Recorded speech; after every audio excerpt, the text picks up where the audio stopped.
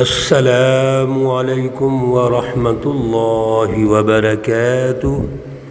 اعوذ باللہ من الشیطان الرجیم، بسم اللہ الرحمن الرحیم۔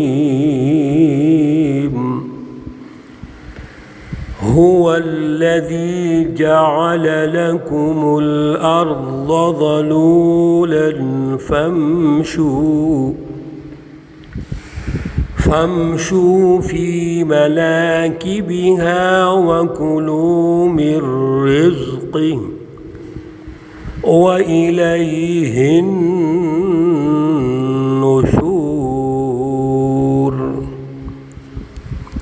صدق اللہ العلی العظیم۔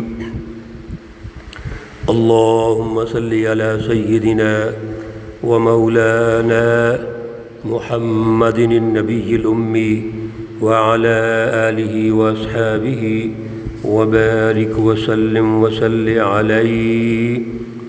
معزز سامعین و سامعات، پارہ نمبر 29 سورۃ الملک، آیات مقدسہ 15 تا 18 ہیں۔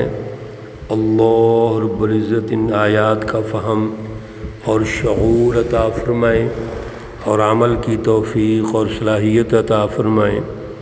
بڑی اہم گفتگو سورۃ الملک میں اللہ رب العزت ارشاد فرما رہے ہیں، ہماری تربیت کر رہے ہیں۔ یہ انسان کہ سمجھنے کے لیے بنیادی چیز عقل ہے، سننے کے لیے کان ہے اور فیصلہ کرنے کے لیے دل ہے۔ جو سچی جماعتیں ہوتی ہیں وہ اللہ کا خوف، اللہ کی رضا اپنے دل میں پیدا کرتی ہیں، اللہ کے نبیوں کا ساتھ دیتی ہیں اور اللہ کے دین کو غالب کرتی ہیں۔ جو کفار، مشرکین اور منافقین ہیں، یہ جھوٹی جماعتیں ہیں، یہ ہمیشہ عقل سے بھی کام نہیں لیتے، سماعت بھی نہیں کرتے اور دل بھی ان کے اندھے ہو چکے ہوتے ہیں۔ اللہ رب العزت نے سچی جماعت کا ذکر ارشاد فرمایا، ان الذین یخشون ربهم بالغیب۔ سچی جماعت وہ ہے جو اللہ رب العزت سے ڈرتی ہے اور ایمان بالغیب رکھتی ہے، ان کے لیے بہت بڑا اجر ہے۔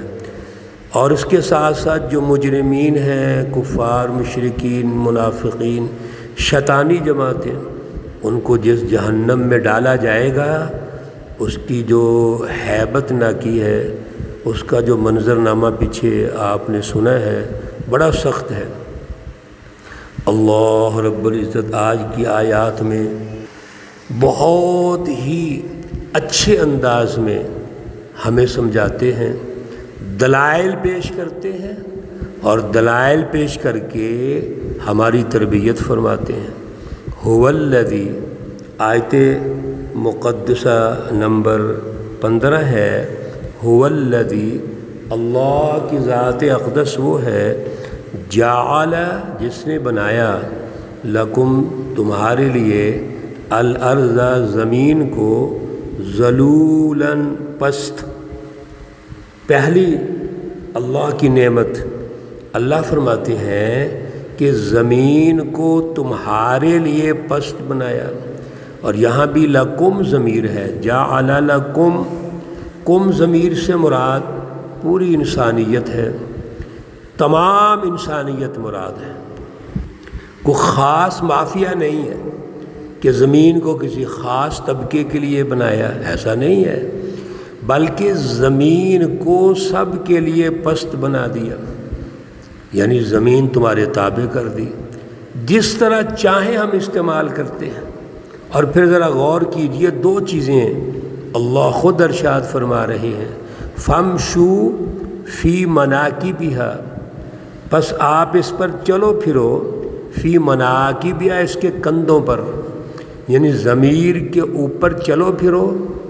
اور زمین کے اوپر ہم چلتے پھرتے ہیں، زمین کے اوپر سفر کرتے ہیں، زمین کے اوپر رہائشیں بناتے ہیں، زمین کو کھودتے ہیں، اور پھر ایک اور نعمت سبحان اللہ وَكُلُوا مِن رِزْقِهِ، اور اس میں سے جو رزق نکلتا ہے اس کو کھاؤ۔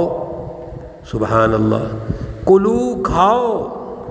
یہاں بھی یہ نہیں کہا کہ خاص طبقہ کھائے، خاص مافیا کھائے، خاص طبقہ اس پر قابض ہو جائے، خاص جو کوئی تنظیم ہے، کوئی یونین ہے، کوئی سیاسی جماعت ہے یا سرمایہ پرست مافیا وہ غالب ہو جائے۔ سب سے کہا کلو من رزقہ، اس کا رزق ہے اللہ کا، اور کھاؤ۔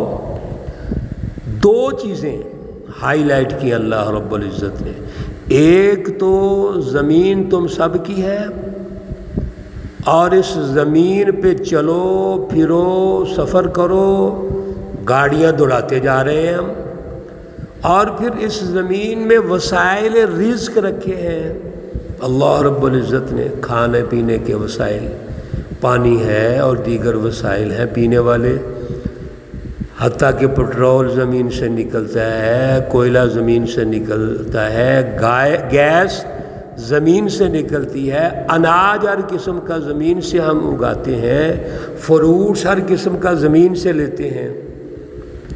یہ سب کچھ استعمال کرو، لیکن اللہ کو مت بھولو، اللہ کو یاد رکھو، اللہ کے دین کو غالب کرو۔ کیوں؟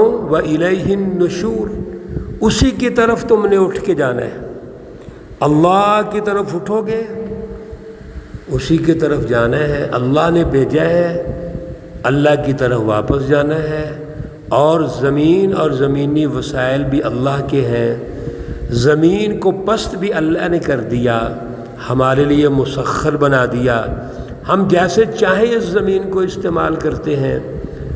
میرے عزیزو، پھر بھی اللہ کو بھولتے ہو؟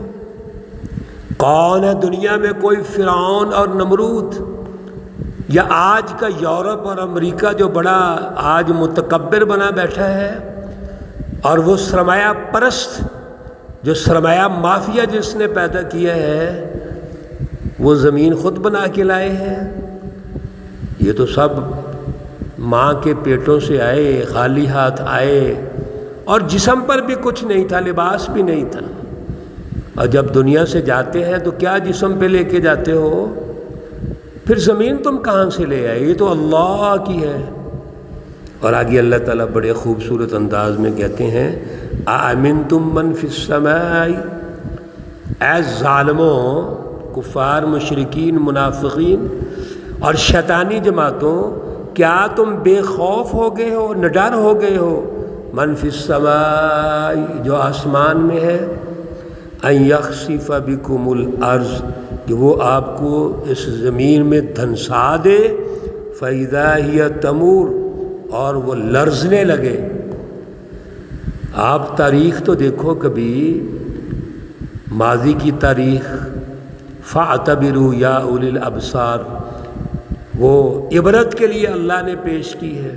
یہ قوم عاد، قوم سمود اور قوم نوح، قوم لوط، ان کے واقعہ سنتے نہیں آ رہے ہیں؟ کیا ہوا ہے ان کے ساتھ؟